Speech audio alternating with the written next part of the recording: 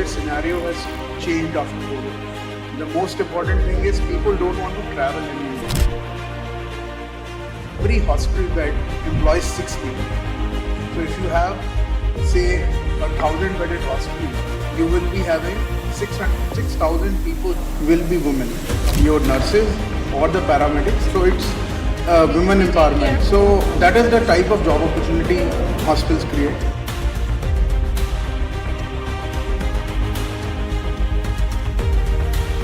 Hello, sir. Good afternoon. We are at this very special event, and we are going to talk a little more about this because the vision is huge.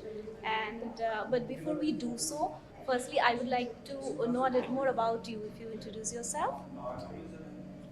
Namaskar, I'm Saurabh Gupta. I'm the regional director for KIMS Hospital, Greater Mumbai. I'm currently looking into their flagship at Thane, Nashik Hospital, and the other hospitals which are coming up in Greater Bombay. Excited to be here. Thank you, Indie Global Media. Sure. The first thing I want to know that because we are here, the vision is to create a $1 trillion economy, right?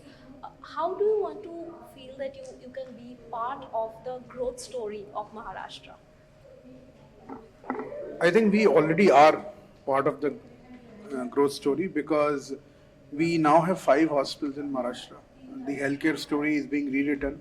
So Maharashtra, if you see, has been the growth engine of India. Almost 16% of the Indian GDP is contributed by Maharashtra alone. Also, if you see the first $1 trillion state, that would be Maharashtra. So we are very ambitious that it will happen by FY29, and I hope so. The only thing is that we need to double the size of the economy, which is current, it is around 550 billion USD. We need to take it to 1 trillion.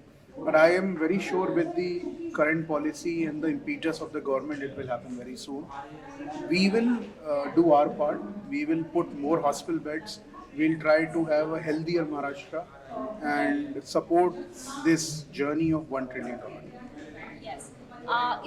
Two very important things here. One is that when we look at post-COVID, the whole healthcare system has changed and we also understood the importance of it from a very different perspective, right?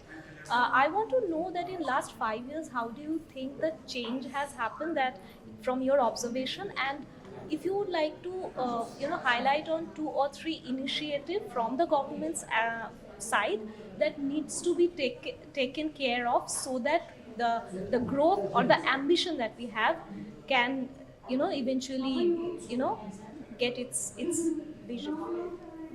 So I think this is a very important question which you have asked first of all.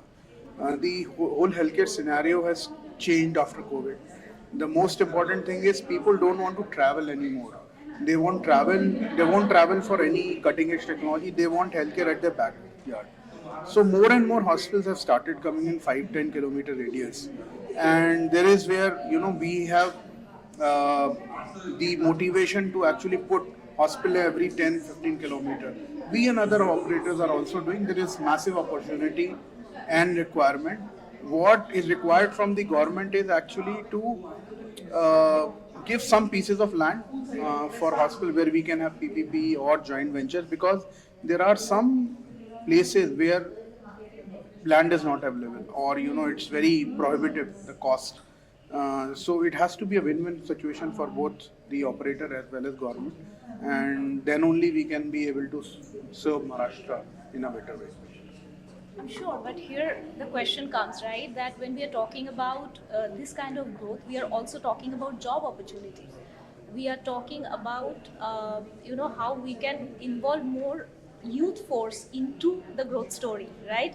How do you look at that? Okay, so every hospital bed employs 6 people. So if you have, say, 1,000-bedded hospital, you will be having 6,000 people as employees. So that is the type of job opportunity hospitals create.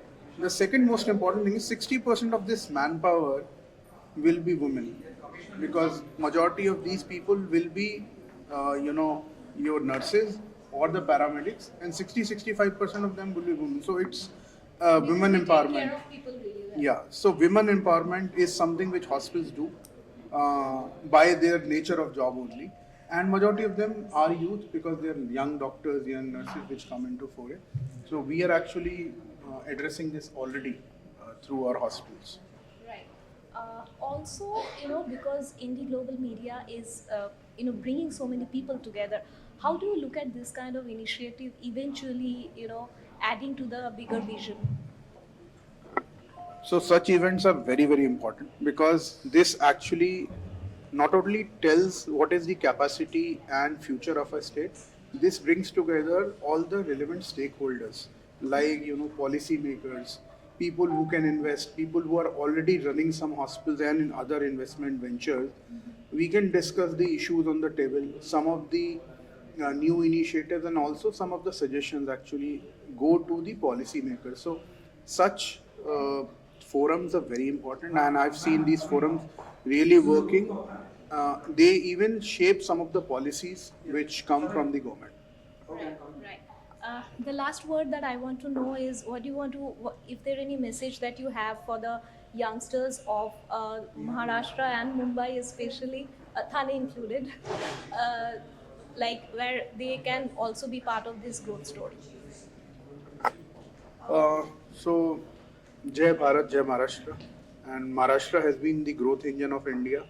Let's put our effort to make it the first state to cross $1 trillion, and that will happen when we actually, start giving back to this state.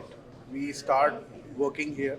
We get into more and more entrepreneurship because less than 10% of the people who come out of any college actually go out for internship. Everybody wants to go for job, but I think we have proactive governments like Maharashtra.